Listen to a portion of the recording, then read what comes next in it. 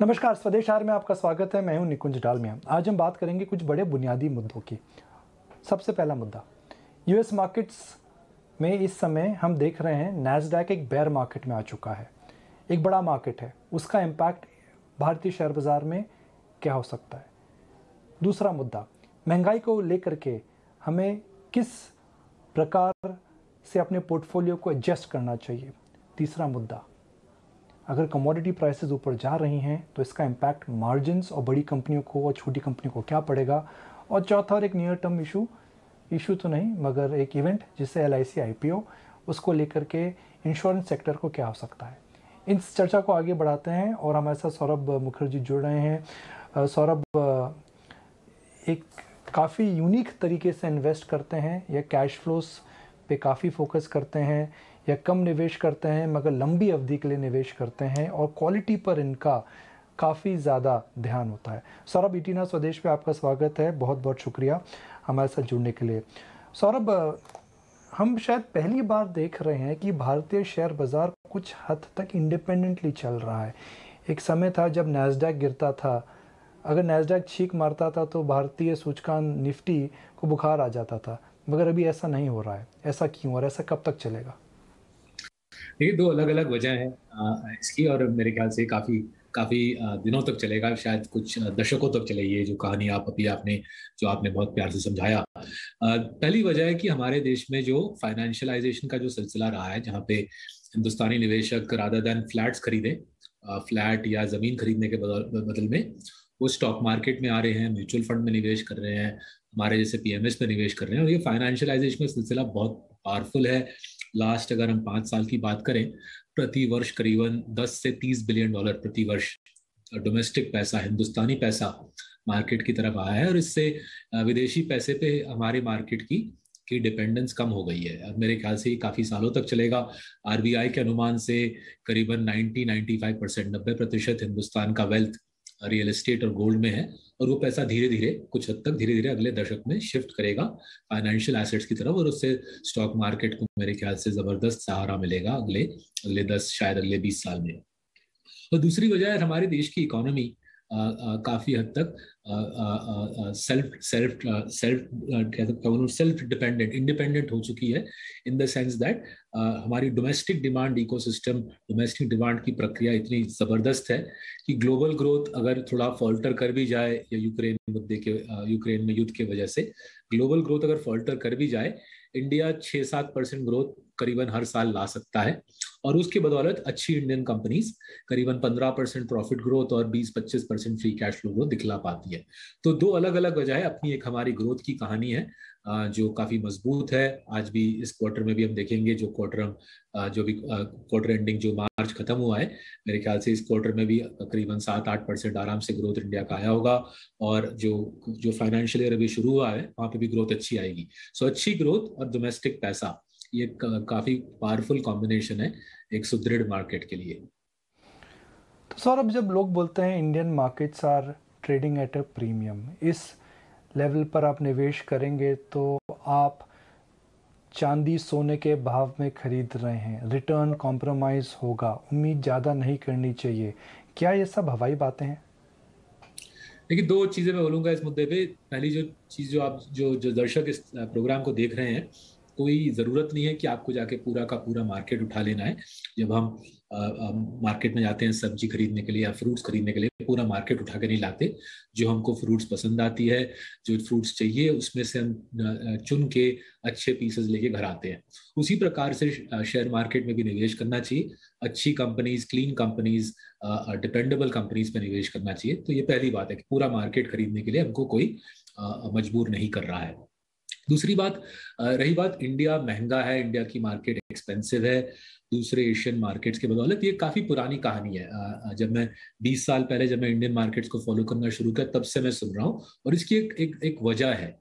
India में high ROC, highly profitable, high return on capital लाने वाले कंपनीज कुछ ज्यादा पैमाने पे मिलते हैं कंपेयर टू इवन से कंट्रीज लाइक चाइना। सो मेरे कोलीग्स ने एक एनालिसिस किया था 4 महीने पहले, जहां पे हमने देखा था कि 15% से ज्यादा ROC लाने वाले कंपनी और 10% से ज़्यादा रेवेन्यू ग्रोथ लाने वाले कंपनी, और ऐसा लंबा अरसा करने वाले कंपनी, इनको हम कॉफ़ी कैन कंपनीज बोलते हैं। मेरा एक किताब है कॉफ़ी कैन इन्वेस्टिंग के पीछे, मैं इनको कॉफ़ी कैन कंपनीज बोलता हूँ। 15% ROC, 10% रेवेन्यू ग्रोथ, 10 साल लगातार। इस प्रकार के कंपनी इंडिया में लास्ट 20 साल में करीबन 40-50 हुए हैं। चाइना में इस प्रकार की कंपनी 10-15 भी नहीं हुए हैं। तो अच्छी क्वालिटी के लंबे रेस भागने वाले कंपनी जिस पैमाने पे इंडिया में मिलते हैं, एशिया में किसी दूसरे मार्केट में नहीं मिलते। और जाहिर है देयरफॉर कि इंडिया की मार्केट थोड़ी महंगी है दूसरे एशियन कंट्रीज की बदौलत, जिनकी अपनी अपनी चैलेंजेस हैं। इंडिया की ही चैलेंजेस हैं, बट इंडिया की चैलेंजेस इतनी बड़ी भी नहीं है कि अच्छे कंपनीज को रोका जा सके। तो आप अच्छे मार्केट के लिए, अच्छे कंपनीज के लिए जाहिर है थोड़ा सा एक्स्ट्रा पे कर रहे हो। सर, अब HDFC बैंक और HDFC लिमिटेड के मर्जर को लेकर के क्यों मार्केट उत्साहित नहीं है? Scale, size, management bandwidth, synergy, सब कुछ एक प्लान्ड वे में होने वाला है, मगर मार्केट ने दोनों स्टॉक्स को पनिश करा है, बिकवाली हुई है। ऐसा क्यों? देखिए, कुछ हद तक ये बात भी है कि जो आम निवेशक है उसके लिए थोड़ा थोड़ा समझना मुश्किल हो रहा है कि जो कंबाइंड एंटिटी होगी वो कितनी पावरफुल होगी, कितनी प्रॉफिटेबल होगी। काफ़ी एनालिस्ट ने बात को उछाला है कि RBI अलग अलग प्रकार के रिक्वायरमेंट्स प्लेस करेगा मर्ज एंटिटी के ऊपर, और उसके आसपास, इस स्टोरी के आसपास एक अनसर्टेनिटी बनाई गई कि रिजर्व बैंक कुछ अलग अलग प्रकार के रिक्वायरमेंट्स इम्पोज करेगा। मेरे ख्याल से स्टोरी काफ़ी सिंपल है। अगर जो लोग निवेश कर रहे हैं इंडिया में वो हमारे नज़रिया से स्टोरी को देखें तो उनके लिए भी शायद सिंपल हो जाए। सिंपल बात क्या है? पहली चीज़, HDFC बैंक अगर इंडिपेंडेंटली ली जाए, HDFC बैंक लास्ट 10 साल, 5 साल और 3 साल में इस बैंक का प्रदर्शन जबरदस्त रहा है। फंडामेंटली इसकी परफॉर्मेंस लाजवाब रही है। कोई भी दूसरा प्राइवेट सेक्टर बैंक इतना मार्केट शेयर लास्ट 3, 5 और 10 साल में गेन नहीं कर पाए। इनफैक्ट आप सारे हिंदुस्तान के प्राइवेट सेक्टर बैंक्स को जोड़ दोगे, आपको इस प्रकार का मार्केट शेयर गेन नहीं दिखेगा जैसा हमने HDFC बैंक के क्षेत्र में देखा है। और ये bank 2% return on assets ROA पे काम कर रहा है, 9 टाइम्स गियर्ड है, तो 18% रिटर्न ऑन इक्विटी आती है। लाजवाब बैंक है, हर मैट्रिक पे शानदार प्रदर्शन रहा है। HDFC लिमिटेड पे जब आते हैं, HDFC लिमिटेड का as a lender, as a housing financier, इसका कोई कंपैरिजन नहीं है। कोई दूसरा लेंडर इतनी अवधि से, इतनी जबरदस्ती से हाई ROA, हाई ROE पे ऑपरेट नहीं कर पाया। ROA इसकी 2% है, HDFC लिमिटेड की भी। क्रेडिट कॉस्ट अंडर कंट्रोल है। अब आप इन दोनों एंटिटीज को जोड़ दो। जाहिर है अगर जब दो एंटिटीज को जोड़ रहे हो जिनका रिटर्न ऑन एसेट्स 2% है, कम से कम मर्ज एंटिटी का 2% रिटर्न ऑन एसेट्स आएगा। शायद एक साल कुछ मर्जर के कॉस्ट हो, शायद एक साल RBI के कुछ रिक्वायरमेंट के साथ जूझना पड़े, बट फंडामेंटली आप एक दो एंटिटीज को जोड़ रहे हो जिनकी 2% ROA है। जुड़ी हुई एंटिटी भी कम से कम 2% ROA लाएगी। उसके आगे अगर मर्जर से हम 2-3 साल आगे सोचे, मेरे ख्याल से रिटर्न ऑन इक्विटी 2% टाइम्स 9, 18 से ज्यादा आएगी। क्यों? Because HDFC bank 9 times geared है। जब HDFC बैंक और HDFC लिमिटेड जुड़ जाएगी, वो कंबाइंड एंटिटी 10 गुना, शायद 11 गुना लेवर कर पाएगी, क्योंकि हाउसिंग फाइनेंस पे RBI की कैपिटल रिक्वायरमेंट्स लोअर है। HDFC बैंक की गियरिंग बढ़ जाएगी। 2% ROA पे 10 टाइम लेवरेज लोगे तो 20% ROE बैंक बनता है। और उसी के साथ साथ मेरे ख्याल से HDFC बैंक की ग्रोथ भी बढ़ेगी, बिकॉज HDFC बैंक का जो HDFC लिमिटेड का मॉर्गेज बुक जुड़ जाएगा, और स्टिकी बुक है। मॉर्गेजेस लॉन्ग डेटेड, लंबे अवधि के एसेट्स होते हैं। आपको ज्यादा ग्रोथ मिल रही है, अच्छी ROE मिल रही है, इसलिए हमारे पोर्टफोलियो में, मार्सलस के पोर्टफोलियो में हजारों करोड़ के पैमाने पे हमने HDFC बैंक लिया हुआ है। मैं खुद और मेरी फैमिली भी हमारे पोर्टफोलियोज में, देयरफॉर HDFC बैंक लिमिटेड में, HDFC बैंक में निवेशित है। तो सर, अब आपने एक कॉम्प्लिकेटेड मर्जर को या एक कठिन मर्जर को बड़ी साधारण शब्दों में समझाया है। HDFC बैंक और HDFC limited is institutional dominated stock. इसके अंदर FI ओनरशिप और इंस्टीट्यूशनल डोमिनेटेड ओनरशिप है, जिसमें PMS, आपकी PMS हैं और कई बड़ी PMS हैं, कई बड़े फंड्स का एक्सपोजर है। तो ये साधारण सी बात इतने savvy इन्वेस्टर्स क्यों नहीं समझ पा रहे? देखिए, समझ मेरे ख्याल से बिल्कुल पा रहे हैं। जो उनको मेरे ख्याल से एक आशंका हो रही है कि RBI इस मुद्दे पे क्या रवैया अपनाएगी। मैं RBI के सोच के साथ कुछ मैं ज़्यादा फेमिलियर नहीं हूँ, बट अगर हम दोनों इंस्टीट्यूशन HDFC लिमिटेड और HDFC बैंक का ट्रैक रिकॉर्ड देखें, इनका पेडिग्री देखें, सेंट्रल बैंक का जो रवैया रहा है कि सेंट्रल बैंक चाहता है कि बड़े NBFCs बैंक बन जाए, वो स्टांस को देखे, मेरे ख्याल से शक्तिदास जी और RBI इस मर्जर पे कंस्ट्रक्टिव स्टांस लेंगे। और शायद ये मुद्दा, ये जो पॉइंट मैं आपको मेक कर रहा हूँ, शायद इंस्टीट्यूशनल निवेशक उतनी आसानी से समझ नहीं पा रहे जितना शायद मैं आपको समझाने की चेष्टा कर रहा हूँ। दूसरी बात जो है, ये जो मर्जर आया है, ये ऐसे माहौल में आया है जहाँ पे फेडरल रिजर्व रेट हाइक्स की बात कर रहा है, यूएस में CPI इन्फ्लेशन भाग रहा है, और एक जनरल सा जिटरीनेस है यूएस में, स्पेशली इमर्जिंग मार्केट्स के कॉन्टेक्स्ट में, शायद उसका भी कुछ रोल रहा है। बट एज आई सेड, हमारा काम मार्केट को देख के, मार्केट के सोच को सेकंड गेस करना नहीं है। वो काफी करोड़ों लोग करते हैं, वो मार्केट को देख के, स्टॉक प्राइस को देख के उसी में खो जाते हैं। हमारा काम है धंधे को देख के, बिजनेस को देख के उसको समझना, उसकी शक्ति को समझना, उसकी ताकत को समझना, और उस ताकत को नाप तोल के निवेश करना। और जैसे मैं समझा रहा हूँ, आज के डेट में इंडियन हाई स्ट्रीट में, हमारे देश में इस क्वालिटी का बैंक आपको मिलेगा नहीं, ना तो प्राइवेट सेक्टर में, ना तो पब्लिक सेक्टर में। आप दो स्ट्रॉन्ग इंस्टीट्यूशंस को जोड़ रहे हो, नतीजा एक सुपर स्ट्रॉन्ग इंस्टीट्यूशन होगा। सर, अब मैक्रो विशेषज्ञ क्यों बोलते हैं कि क्रूड और इंडिया की जो इकोनॉमी है, इसमें कोरिलेशन काफ़ी ज़्यादा है, और क्रूड अगर $100 $110 के ऊपर रहा तो इसका इम्पैक्ट सबको आएगा, महंगाई में फ़र्क पड़ेगा, सरकार की स्पेंडिंग में फ़र्क पड़ेगा, मोमेंटम में असर पड़ेगा, अर्निंग्स में असर पड़ेगा। तो क्या क्रूड अगर $100 के ऊपर रहता है तो क्या बुल मार्केट फिर भी टिका रहेगा? तो एक्चुअली इस मुद्दे पे एक काफ़ी कंफ्यूजन है मेरे ख्याल से इस मुद्दे पे। तो इस कंफ्यूजन को मैं थोड़ा सा सुलझाने के लिए मैं 3 अलग अलग पॉइंट्स मेक करता हूँ। यूजुअली क्रूड कब भागता है? क्रूड तब भागता है जब ग्लोबल इकोनॉमी में ग्रोथ ज़्यादा होती है, जब ग्लोबल इकोनॉमी आगे बढ़ रही होती है 3-4% ग्रोथ में, राइट। ग्लोबल इकोनॉमी जब स्ट्रॉन्ग ग्रोथ एनवायरनमेंट तो जाहिर है तब क्रूड ऊपर भागता है। वो आज बिल्कुल वैसा माहौल है, नॉट जस्ट इंडिया में, इवन यूरोप, USA में भारी पैमाने पे इकोनॉमी भाग रही है, which is why US inflation 6-7% तोड़ के आगे बढ़ गया, राइट। तो ग्लोबल इकोनॉमी भागती है, क्रूड भागती है।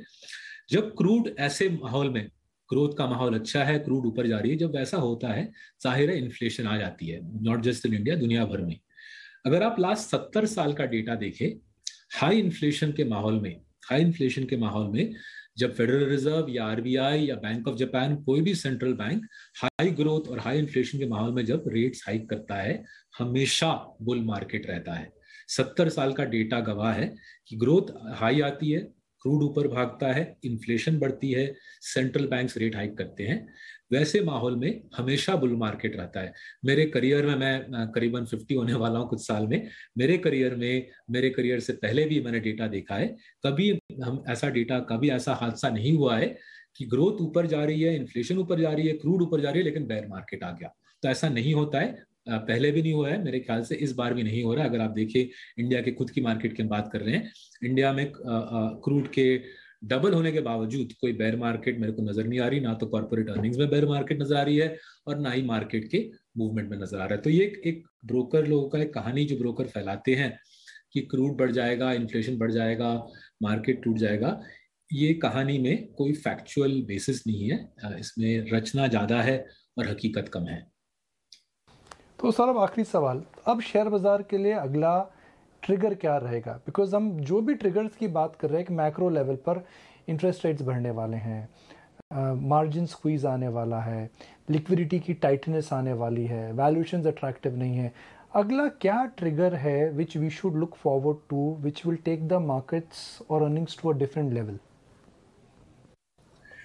देखिए निकुंज, अगर हम सिंपल तरीके से सिचुएशन को देखें, इंडियन इकोनॉमी का लास्ट 4-5 साल काफी, एक हद तक काफी टर्बुलेंट रहा है। पहले डीमोनेटाइजेशन था 2016 में, 2017 में GST आया, 2-3 साल का चैन मिला, फिर 2020 में कोविड आ गई, फिर 2021 में फिर से कोविड आ गई, कुछ हद तक 2022 के शुरुआत में फिर से वो थर्ड वेव आया था।